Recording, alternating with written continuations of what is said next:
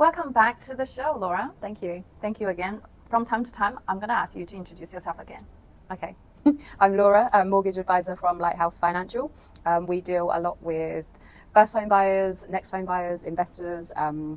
We deal with kind of refinancing, refixing, just looking at the structure of your mortgage as well to make sure that you've got the best setup for your situation. Cool. So this is a lady of borrowing money for us. Now, we are going to talk about how to grow our property portfolio using equity, basically no money. Yes. How do we do that, Laura? Yeah, good question. I love this one because this is the tool that most people use, but a lot of people don't tend to get it right the first time, or there's a couple of misconceptions. So good definitely to go through this. So the two general rules that you need to remember is that on your main home, you can borrow up to 80% of the value of your main home.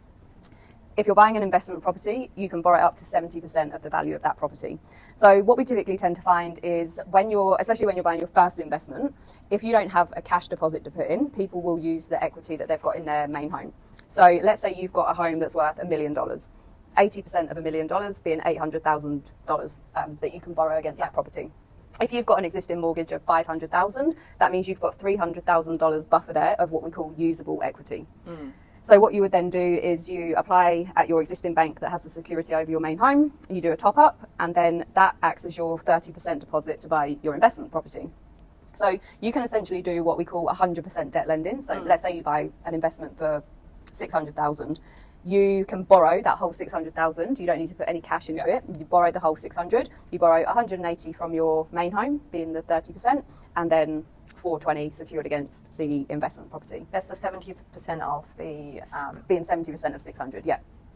And then you can kind of rinse and repeat that. So depending how much equity you have in your main home will determine how many times you can kind of dip into that equity as deposits for your second, third, fourth investment property. And again, what you'll find over time is that you've got your main home, hopefully that's grown in value, the balance of the mortgage is coming down. You've got your first investment, the value of that's going up. The mortgage might be staying the same because you've got it on interest only maybe, but the more that those properties are grown in value, again, that's allowing you to kind of leverage off of that equity, coop all of that value together, and then use that as your deposit for property number 3.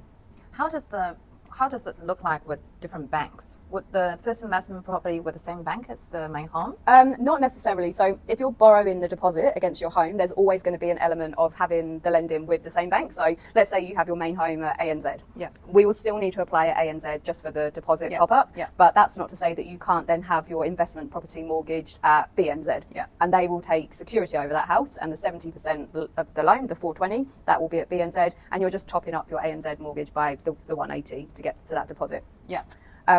The benefit of doing that, and a lot of investors do like that split banking element, is that especially if you're accumulating like one or more investment properties, if you were to sell one of those properties in the future and all of the lending was at the same bank, the bank will look at what the value of the remaining properties and the value of the remaining loan is. And if that doesn't fit within the LVR parameters, they can ask you to use sale proceeds to pay down the debt. If you've got lending at bank 1 and lending at bank 2, bank 1 can't ask you to pay back bank 2 and vice versa. So it's definitely a good strategy, especially if you've got more than one investment, to have them at separate banks. Cool. I think that sums it up, how you can grow your property portfolio using equity, unless you have anything else to add? No, I would again just kind of go back to the other video that we did about interest only versus principal and interest, and kind of having that structured properly to allow you to keep reducing your balances and then build on the equity available. Cool. Follow me for more tips and tricks on finance and property.